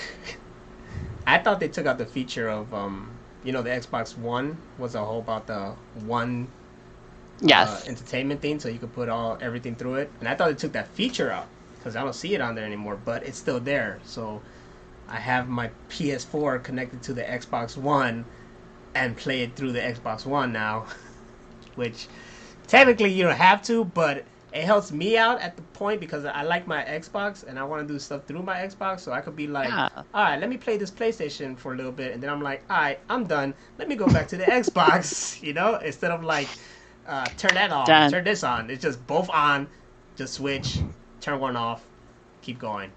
You said both. Both on. I don't know if the new does your white one still have that feature, that plug-in port, or did they take that out completely? The USB plug-in ports? Yeah, like in. Yeah, because I have an external hard drive that I store my games on. There's 2 ports in the back of my S. No, not the USB, the HDMI. Sorry, HDMI port. In. Oh, HDMI, yeah. I still have HDMI in. Oh, so it still has you that could still feature do that TV. Yeah, I still have that. I thought they just like completely took it out. Somebody asked, what is the Machine Room Podcast? It's whatever you want it to be. Yeah, this is the Machine Room Podcast. Damn, you guys coming in mad late, but I don't know if you've been following, but we've been hyping it up for like a week, and this is it right here. I am your boy Nostradamus. How you doing? And this is Co-host. We host this bitch together. together. And we created this that came out of a freaking Twitch stream one night. We did. We're making fun of how a Jewish guy said machine room, and now we're here. So enjoy it. That's how I created. Give mad props to Rachel, Hammer of Venus, because she created all this. See all this that you see, her creation. This is why we look pretty right now. Yeah. We live in the computer. We're like Max Headroom. We're stuck in the machine room. It's actually a virtual environment. Oh shit! You know what? The CW Seed had Max Headroom, and I'd never seen it before. And I started watching it. And, oh my god! And the first, the first 2 episode pilot, whatever, was the greatest thing I've seen. And I was really pissed off that as a kid I knew of it, but I never watched it because it was really short lived. It just like appeared and then it disappeared. People reference it more than anything, like one of those things like, oh, do you remember Max Headroom? Like, some kind of gloating thing from being a kid from the 80s. But it's like, have you actually watched it? It was fucking great. Yeah, it's like it defines the 80s for something that didn't even last long in the 80s. Max Headroom is the freaking 80s. Barbaria 7V asked, have you guys touched Ultimate Alliance 3? I have touched Ultimate Alliance 3. I have it. Only played it at work with LP and whoever else is there because the Switch is easy to just take anywhere and hook up. So during our break, we'll play Ultimate Alliance 3. And that's the only time I did it because I don't like to play. That game is not something you play by yourself. That sucks. That's a co-op game. And we in the Machine Room are all about co-op gaming. Absolutely. Co-op all day. It's gaming. Is co-op gaming or not? Actually, you know what? LP told me there's a site called Co-Optimus that shows you all the co-op games there are. But we're gonna have to bombard that site with other games that we can play so that they can be machine room ready. Machine room ready.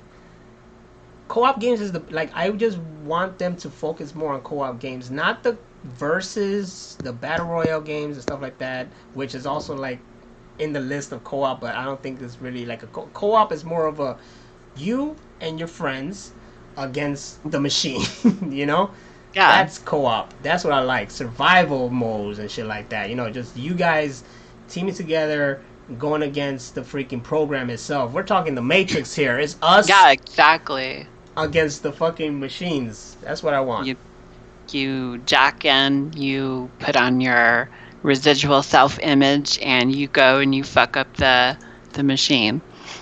Ooh, yes. Ooh, Barbaria is talking about this. Mother Russia bleeds on the on the freaking Switch. That's a good co-op game. Where the hell did I put my Well, Switch? Oh, now I'm gonna have to get a Switch because that sounds rad. the Switch is fantastic. You have to get a Switch. You have to. They I don't actually, have. actually, the new one that they're gonna, the newer model, not the Switch Lite, but it's the same Switch, but it's gonna be a newer model that's gonna have more battery life. So that's something, and it's supposed to start selling like this month. Nice. Um, yeah, that's one of I haven't owned like a Nintendo product since the 64, I think. So I'm like way behind on shit. 64's one of the greats. You know, for something that didn't even focus like like the graphics compared to the other stuff at that time wasn't even that great, but it was fucking great. How do you do that? Absolutely. How do you do And they that? had Duke Nukem. So anything that had Duke Nukem and Mortal Kombat, I was all about it. Casey Snipes, perfect. I wanted this podcast to be about the robot takeover. It really is everything I want it to be. Exactly. We deliver. So tell your friends and family. And uh, aren't you? Did you hear that they put the Doom trilogy out on the systems? So aren't you hyped about that? are you asking me that or is that in chat? What are we doing Well, here? I'm asking you that. Yes. Okay. I have the originals on Steam. Mm-hmm. So I actually splurged and got all of those. And there was like what do you call it? A spin-off? It's called Heretic back in the day. And that was a lot like Duke Nukem and Doom. But you were like this wizard. So you Really? could like shoot. So it's really cool. And then that evolved into another game. So I have a lot of those games on Steam. But speaking of Doom, yeah, Hexen, that was it. Thank you. Hexen and Heretic, those games are epic. And I'm really looking forward to the new Doom because I really liked this new iteration that they came out with all the industrial metal music and all that stuff. I think that was one of the best games besides the new Wolfensteins. Yes, I finally like my whole Twitch. Should I say? How you say? Twitch fest, Twitch career. I guess not really a career. I'm not getting paid, but I mean I've been on Twitch like way back in the day. But when I started getting back into it, I spent a lot of nights playing Doom all the way through. I think it was Yes. the first game that I played on freaking on online all the way through that people saw me play. And yeah, it was stressful at times, but it was a fantastic game. And I was like, why haven't I played it before? Which is good though because I got to play it because of the Game Pass, and I'm really excited for Doom Eternal. But it was the same way with Wolfenstein because I remember I was like, man, Yeah. I want to try out Wolfenstein because Wolfenstein 2 was like, it's coming. I'm like, damn, this look good. Then you told me Wolfenstein Yeah. is the shit. Go at it, and I'm like, okay, I'm gonna do this. Next thing you know, Yeah. I was Wolfenstein the Old Blood, and then Wolfenstein 2, and now I'm like a Wolfenstein fucking fanatic. It's But it's the freaking other way. If you play the trilogy in order, it's the prequel game and then 1 and 2. And if you play them in yeah, order, they're all consecutive. They're all back to back. yeah. And a lot of games don't do that. So it's one of the best trilogies that are out right now. It's a really fun, crazy game. Alfred Solita says, I've never played a Duke game. I really recommend, especially there's a new version of Duke Nukem 3D out right now. And you can play called World Series or something like that, where they added a bunch of extra levels to the original game and you get to go all over the world. So there's even like Duke Nukem and it's like a spin-off of The Fifth Element. So you're in Egypt, which is really cool. So I recommend playing that and then Duke Nukem Forever, which is the sequel that took 14 years to make. And the story behind that of itself is amazing. But yeah, if you play any Duke games ever, just play those two. Is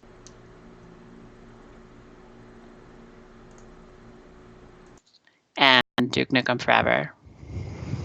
I just want to point out that she mentioned freaking The Fifth Element, which is like the most fantastic sci-fi movie of ever of mankind. Like that should be christened as the definition of a sci-fi movie. If I ever had kids, like as soon as they were able to be cognizant and could like read and write and talk, I would make them watch The Fifth Element. Fuck that. You do it right when once they come out of the womb, like bam, here, watch. You're gonna love and learn this movie.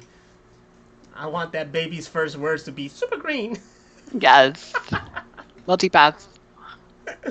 Little Dally Multipass. Look, I just looked up the Mother Russia Bleeds, and yes, thank you very much, because this looks like one of those fun beat 'em up games, and I'm all about a beat 'em up game. Oh, I love beat 'em up games. I know you can see. It's just oh shit. Wait, no, let me get it. Wait, no, no, no. Your zoom is or focus. There's a delay. Okay, there it goes. There you okay, go. yeah, that See? looks rad. Look at that. It just fucking fucking up. Oh shit. Oh, nice. So I'm all about it. And it's on sale right now, 15% off. All right. We'll buy it. Yep. Buy me one too. I'm on it already. Lately, there's been a lot of money going to video games, and I haven't done that like in a long time. We still never finished that Ninja Turtles beat 'em up game. Oh, because it was fucking impossible to finish. You have to have 4 people. It was so. Or at least 2 good ones. It's hard. It's especially at the very end. It's super hard. It is. And look, here's the cool thing. It was like at the price was $12.72, and then the taxes it was like 14 or 13, something like that. But here's a cool feature about the Switch. Like when you buy from the eShop, everything you buy, you get these little coins, and they're like things that stack up that give you money, and then you could use it on something and then get a discount. So I actually dropped this down to $11.46. That just fucked my head. Mm-hmm. Fucked my head. Get a Switch, y'all. How much are the Switch? Or Switch, was that sounded like non-proper English, but how much is a Switch? $299, or you could get the Switch Lite when it comes out. That's like $150. But then that one sounds better. Yeah, that's if you just don't care about the motion thing with the controllers and docking it on a TV. If you just want it to be a handheld, then the Switch Lite is for you. That's all I want. I don't give a fuck about shit about docking and moving controllers. That's too much like masturbating. That is dope, man. Shout out to what was it, Barbarian? And going back shout in out to chat to yes, Barbaria 7V. Thank you. Thank you very much. I love beat 'em ups. It's like my favorite too. game. Everybody who knows me knows that Streets of Rage 2 is like my favorite beat 'em up game of all time.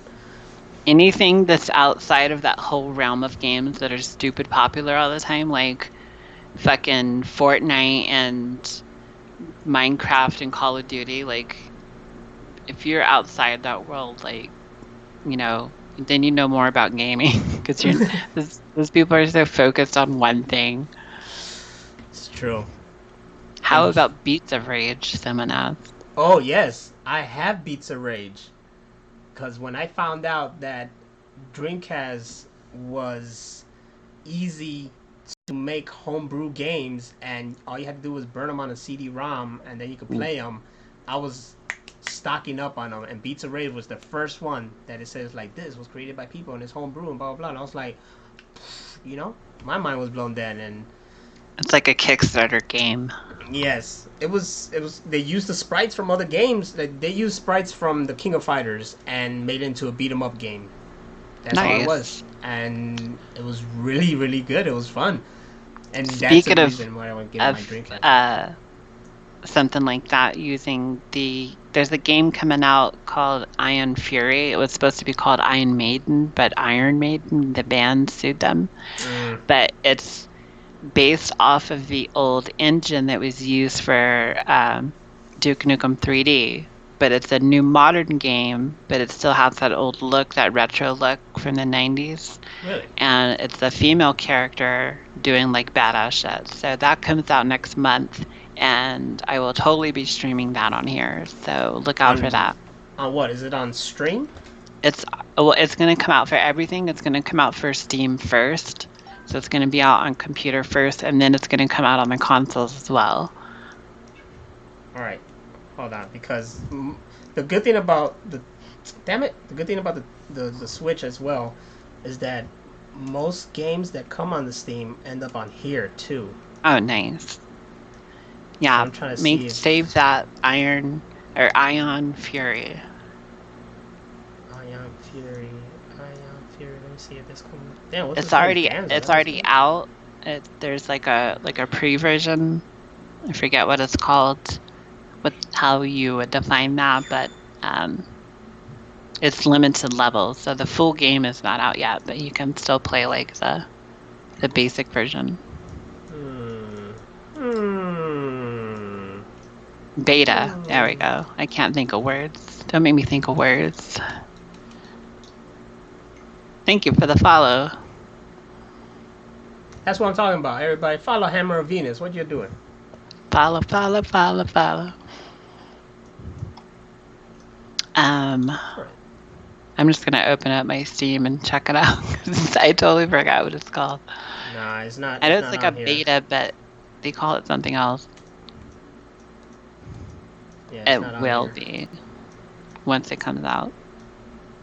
I was looking at the coming soon as well, and it didn't show anything. But yeah, most games like they end up on there. So when I see a game, I'm like, all right, man, come on, show up on fucking Switch because I want to play it. Early access. That's what it's called. So Steam has it for early access called Ion Fury. It's going to come out August 15th for PC. So August 15th, we'll be here playing that bitch. Oh shit! So check her out, Hammer Venus.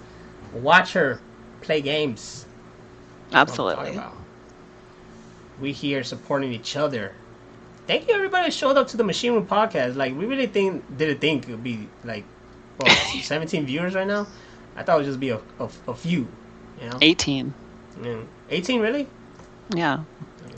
Thank you to everybody that came in and followed. Thank you so much. For something that was a joke between two people, now it's become this whole kind of our own kind of counterculture. So I love it. Thank you to everybody. Machine Room podcast. If you haven't seen that freaking game edition, you need to see that game edition. I'm gonna look for it and I'll put the freaking thing right there because we had a ball that night. It was the funniest fucking night we ever played. I even called it. It was like World War Z, the Machine Room. Yes. Straight up just called it that. Yeah, it's right here. And also on that night of crazy silliness, we came up with a video game that we need to pitch called Not Enough Ammo. Yes. Who do we go to? Because I would love for that to be the guys that do Wolfenstein and Doom. Bethesda? I would love for them to make that game like a first-person shooter of Not Enough Ammo.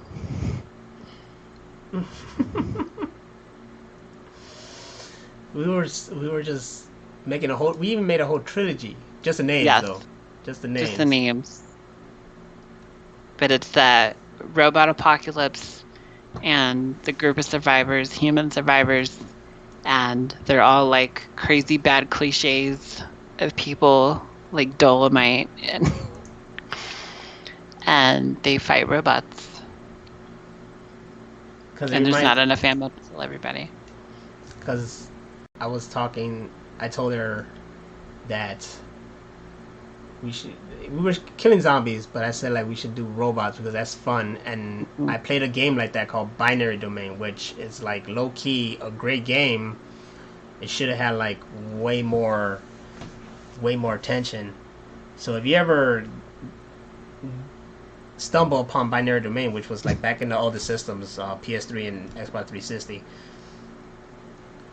It came out, okay, so 16-bit knows what I'm talking about. Binary Domain was a fun game, and it was a co-op game, so that's why I really liked it. So me and Scooby had a blast playing that game, and there was even this one mode where there's just like waves of the robots coming, and you just gotta fight them off. And I will always have a shotgun, and I ran out there. Yeah, Sega made it. I ran out there and just like shotgunned the shit out of robots, and Scooby would be freaking sniping from a tower or whatnot, and we were just cracking up because he would just see me running around and just like just shooting people and just going crazy. It was a really fun game with a great story too, and just fun gameplay that Sega made, and I just wish it got more attention. Vanquish as well, which I didn't play until like last year, I think, or the year before. But do they have the machine pistol with the 3-round burst that makes it sound like a reggae rap artist? Probably. I don't remember. But you always get mad excited when you get that in World War Z. I love that gun. Every game should have that gun. What's the name? The Vicious versus Black Manta ask, anyone here ever play Geist on GameCube? I don't think I ever heard of Geist. I've heard of it and never played it. I heard it was good. DPlayer1 asked if there's one game that you could play for a month without getting bored of it, which would it be? I would say GTA San Andreas. Well, we just said it. I would say the new Wolfenstein trilogy. I would love to play that again.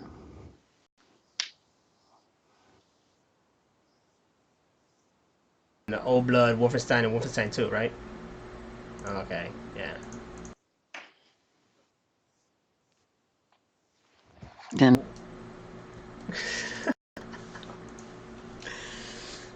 Mass Effect would be that's a good long series too. Mass Effect was fantastic. Mass Effect was one of the greatest games I ever played in my life. My old roommate in Austin and you play it. That's it. I've never played it myself. I would say if you were to jump into it, just go straight to, because I mean, Mass Effect 1 is fantastic, it's great, but you had to do a lot more in that game. Unless you like to explore a lot. Because Mass Effect 1 was like a lot of exploring. Mass Effect 2, they toned it down a bit, and the exploring aspect wasn't as in-depth as the first game, and it was a little bit more linear, but there was a lot of great side missions. The story is fantastic, and then it's all about getting ready and set up for the suicide mission at the end. That was just so fucking, like, you get so caught into these characters that you want them all to survive. So depending on how you play the game and how well you're ready, you either kill your whole crew or you like got your whole crew surviving, and sometimes you lose one and you lose none. Spoiler alert. Yeah. It's a great game, but that's the thing with the spoilers. Like, you know, that game all depends on your game. Yeah, how you play. Yeah, everybody has a different thing. You could be straight up a good guy, or you could be a straight up renegade, which is not really the bad guy. You're just like a fucking anti-hero, you know? Mm-hmm. I'm playing Rage 2 now, and it's a lot like that too. Yes. It's not to the point where it's like Mass Effect where they give you all these decisions, but it's a lot of exploring and side missions and things like that. And what makes the new one great is it's all open world, so it's like you're not forced and stuck into doing something you don't want to do. You could just like leave and go do whatever you want. You could drive to the other end of the map and just like go kick it and kill people. If I'm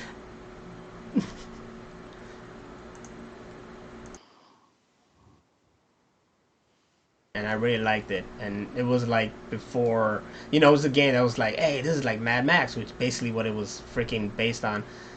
And I had fun with it. I really had fun. I didn't keep going, but I do remember that it was a game that just had all this stuff to do, and that's kind of like really hard to have a game like that where there's so much to do, because you're like, you want to do everything, and then you can't do everything, and next thing you know, you get drifted off and you start playing some other game and you totally leave that behind. Absolutely. Ooh, Jade Empire. Jade Empire was a great BioWare game. It is one of the great BioWare games. And believe it or not, I had that game for like ever, and I didn't play until like recent years on my Xbox. And I was mad. I was like, why have I never played this game before? It was made by the same people who did, of course, Mass Effect and Knights of the Old Republic. and this one was just like martial art based, but it was great. How these characters and storylines, and it was just really well done. I don't know how to explain it. Like they should not remake it, but they should make a new one. Like something like that great. Why didn't they continue it? You know, Absolutely. along with Fable. Why isn't Fable another thing that Microsoft just keep working on? Because the fan base for that was big, but they just keep focusing on Halo and Gears. Yep. Sick of both of them after like one game. Like that's enough. They love beating a dead horse in the mound. They do it, but I love those games for the co-op. That's yes, me. Co-op all day. Yeah, I don't care. It's co-op. Like co-op, yes, thank you. That's all that matters. That's all that matters. In a world where everything is being battle royale now, I just want co-op games. Exactly, and especially the way that a lot of games are trying to be cross. What do you call it? Where it's you can have multiple systems at once, so like cross system. Yeah, crossplay. With that kind of coming out, you would think there'd be a lot more games come out that would be co-op, and not just co-op for like battle mode and versus and stuff. Like actually go through the story together and help your chances and have someone get attacked, the other person has to help them, whatever. And they really should expand on more kind of games like that, especially with more and more people playing online. They should. They should. And I think Microsoft is working on getting to that level, the cross-playing kind of stuff. It's just everybody's got to jump on board. That's all it is. Yeah, exactly. And we're not talking about like every game. Like we're talking about the games that are on every system have them cross-play. I'm pretty sure it's not that hard to make it happen. I think Rocket League does it and something else. I don't know what else. I think Fortnite as well. So we just need to get it. Keep going. All day, every day. It's not that hard to do. Every system could still have their exclusive games. That'll be fine. But when the system is like when a game is on all systems, make a crossplay. I want to be able to play freaking Destiny with other people on other systems, or Red Dead with people on the system, or GTA with people on the systems. Like, why do I have to like? Don't make me choose, man. Like, come on, everybody's supposed to be playing together. It's supposed to be everybody playing together. I think we're at a point where it's not so much like, well, it should be at a point where it's not like this system and that system. No, it should be like all systems. Exactly, especially games like GTA 5, because they didn't just make you buy it for a new console, they made you buy it for a new version of the same console. So I bought it for Xbox 360, and then I had to buy it again for Xbox One. And by the time I got it for Xbox One, everybody had stopped playing it, and the game was so hacked that people could kill you anywhere in the game. Mm-hmm. But now they're still freaking working on that damn game, and I want them to work on freaking Red Dead Online and help that out and shit. Yeah, they're still coming out with like all this online content for it, and they don't have the people that they had before, because you don't like punish your audience for something they didn't even do and not give them what they want, and then when they leave, now they're coming out with too much content. Now it's like, no, you had your chance. I think everybody's moved on to new shit. Pretty much. I got people asking me like, hey, you're gonna play that new GTA 5 casino? No. And I'm like, nah, man. I invested on the last thing they did, which was the club, and I couldn't even get that thing to work pretty well, because it was like, you had to go to the computer, and then from the computer you had to do something, and then the thing was that you had to do it publicly, so that means that other people could fuck around with your own freaking missions and shit like that. I'm not down for that shit. But yeah, it's like, you're right. You do that, and then it's fun, and then you leave, and then they bring more stuff, and you're like, oh shit, I want to go back, but it's like, I moved on, like, I don't. Maybe come back. I did the update for it, and maybe I'll try it out, but I'm too focused on other stuff. Like right now, I just got back into Shenmue. I actually beat Shenmue, which I haven't done since I was a kid. And I mean, Wow. if I was by myself, I would have got teary eyed. But people were looking at me, so man up. And now I want to do Shenmue 2, which I haven't played since I was a teenager when it came out on the Xbox. I want to be ready for Shenmue 3. Absolutely. I don't even know what that is, but absolutely. It's one And of the just great. I agree with you because that's what we do in the machine room. We got our Yes. homies' backs. Shenmue, right? Hell yeah. Yeah, that's what's up. I fucks with Shamu. That fucks with Shenmue. Everybody wears Shenmue shirts. That bullshit microtransaction casino. Yeah, and that's another thing about games nowadays. They're all this microtransaction shit that it makes me sick. Like, you already bought the game, now you have to buy a whole bunch of other shit. Another thing we'll be twitching soon is Anthem, and I read a bunch of comments about that where people are complaining about the microtransaction stuff, which we won't do, but Nah, it's nah. there. The machine room doesn't handle microtransactions. We don't do it. That's too much money. Yeah. We don't We got just we money like just that. we just want to play the game, and if you have like a cool little DLC coming with it, then we'll fuck with that, but only when it's on sale. As Divas versus Black Manta asks, Yo Nas, what do you think about Shenmue 3 Kickstarter controversy? Uh, what's the controversy? Because I really don't know anything about it. I supported Shenmue 3 on Kickstarter like the moment it happened, so I was like, yeah. But I don't know the controversy behind it. I don't either. Yeah, I just want But my yeah, damn game.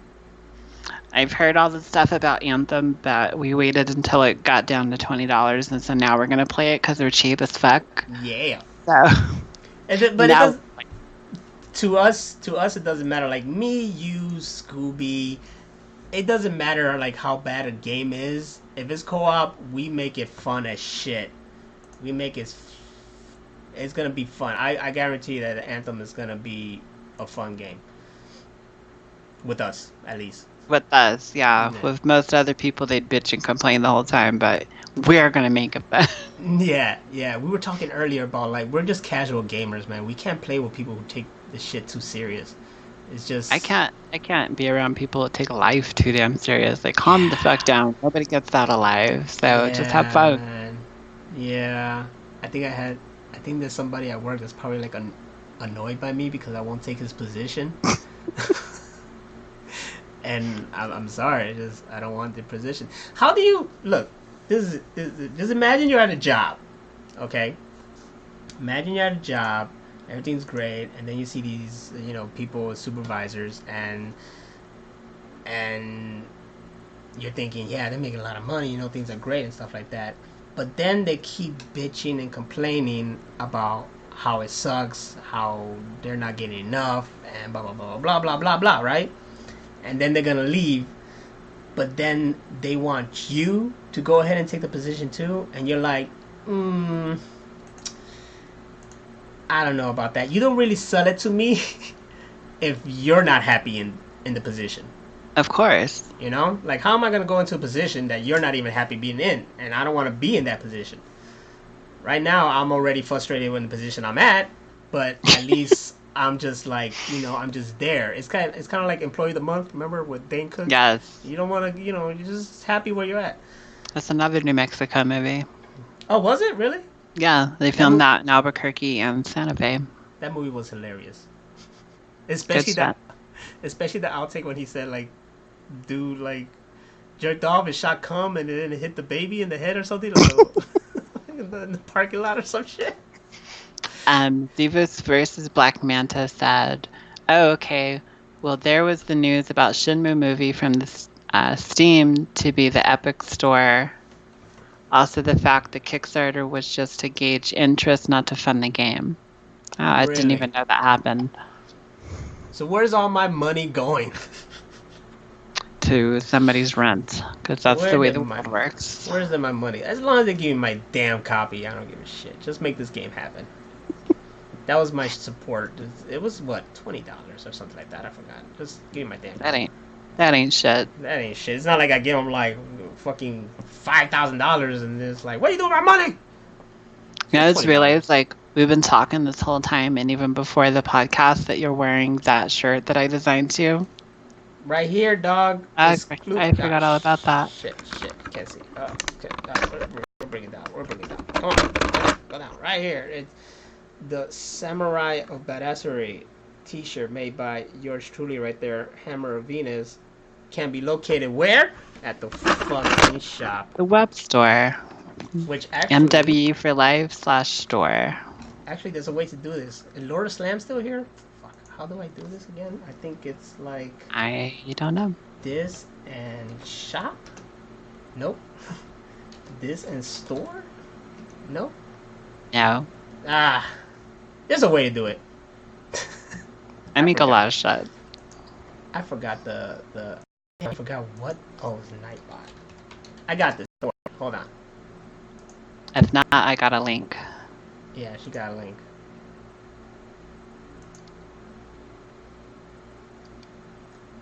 Excuse us as we have technical difficulties. Boom. And boom goes the dynamite. Yes, it was totally different. That's it right there. But now I remember how to do it. Oh, okay. There it is. Buy a motherfucking shirt. There you go. We actually have more new stuff too, so check it out. That's what's funny, because like I've been around for years and no one knows me, so I feel like this weird bastard redheaded stepchild. And now I'm like in the limelight and I'm like all awkward. Like, hi. You're doing good. People love you. Also check out the game edition so you can watch all the great video game highlights we do. See, there's all these commands. I got commands for everything. You should have a command to feed me a Pop-Tart. Oh shit. Let's try this. Pop-Tart. Hashtag Pop-Tart. Pop-Tart. Nothing. No. You got a Pop-Tart yet? Oh shit. Oh! Only in the machine room can this happen. Oh my god. Only in the machine room. Thank you. It all works. You make things happen. Also, know that there's the Discord. No. That should work. Oh, it did. Nightbot. There it goes. Yes, good old Nightbot. That's so cool. Thank you.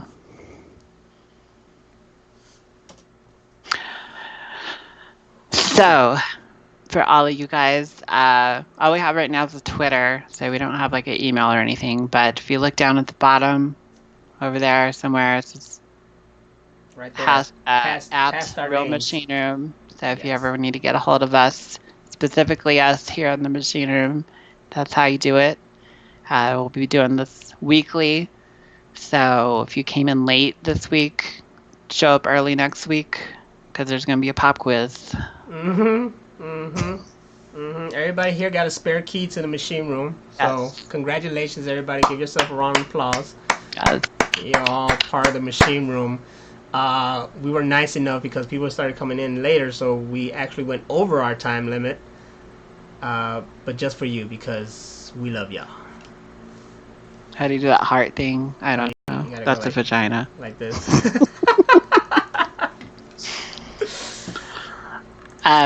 So join in next week, week after that, and the week after that, and so on and so forth, because we'll be back. And let us know if you have questions or concerns, if you hate us, love us, what you want more of. Let us know. Tell your friends. Make them watch. Yes. Is that gunpoint?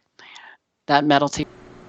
And hopefully this is the start of possibly other podcasts as well, as LP and I want to come back into the game. So, I'm Nastradamus, and that over there, Hammer of Venus, aka Rachel. Oh, really? Bye. Heads up when the cam goes to Nas, V's audio cuts off. Oh, that's good to know. Thank you. We'll fix that. We will fix that. We admit when we fuck up in the machine room, because that's how we do shit. Well then, now I need to know that. Thank you. You see, that's how we're doing. This is how we absolutely. This is how it starts. So that's how we learn. Why do we fall? so that we can pick our dumb ass back up. But some motherfuckers always trying to ice skate uphill. Awesome, y'all guys. Thank you again for coming. This has been awesome. But what is the outro, though? I gave you the thing. Is it? There's a video. The same one? No, it's a different one. It's a different one. Oh, shit. It has credits on it and everything. I make shit, and then this dude just, like, falls asleep at the wheel. No, because I could have swore. I mean, I didn't see it. Because of the blockade. Because of the blockade.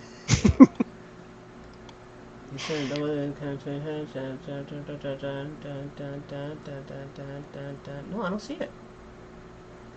Means you didn't download it. Was it a link to something? I gave it a link for it. If not, I can do it again. So that way, next time, we'll make sure we have our other shit together. Yes. Because I'm looking in my emails, I don't see anything. And I guess if you give me the link, did you give me the link? I think I texted it to you. You texted me the link. Shit, you're right. Oh shit, did I just fuck up the show? No. This is the machine room, ladies and gentlemen. That's how we roll. This is You be fucking up all the time. Yeah. There you go. Behind the Oh scenes. shit. Now. That was not it. Abort. Okay, I'm not even. Don't even do shit, because that's not it. I'm not. Hold on. I'm just. Boom. Dynamite. There you go. That's it. That's it. Yeah, we gotta recharge the machine room.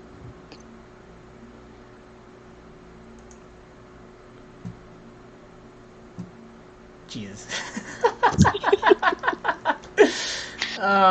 Wait, I think I did see this. Did I see this? I did see this. Now it's just it's Skype. So now we're in the machine room after dark. Oh shit, did it fuck up? Oh yeah, I'm not here. Yeah, I'm not you're here there. anymore. I'm not here. Go to call. Oh shit, am I back? No, not yet. Okay, well I am gonna be back. Just bear with me here. You guys are seeing how it's all made and how it's all done. It's just us fucking up until we get it right. Yep. That's how it's done, man. This show was A grade. So now when Until now. All right, I'm gonna get this. I'm gonna get this. Next time.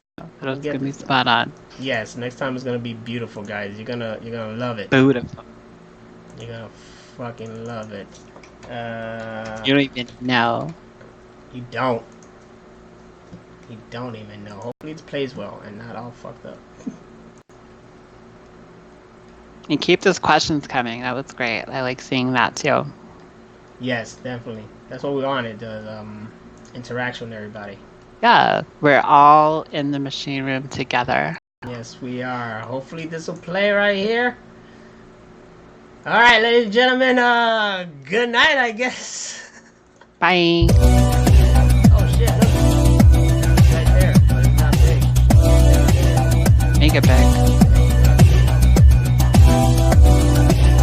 Konnichiwa.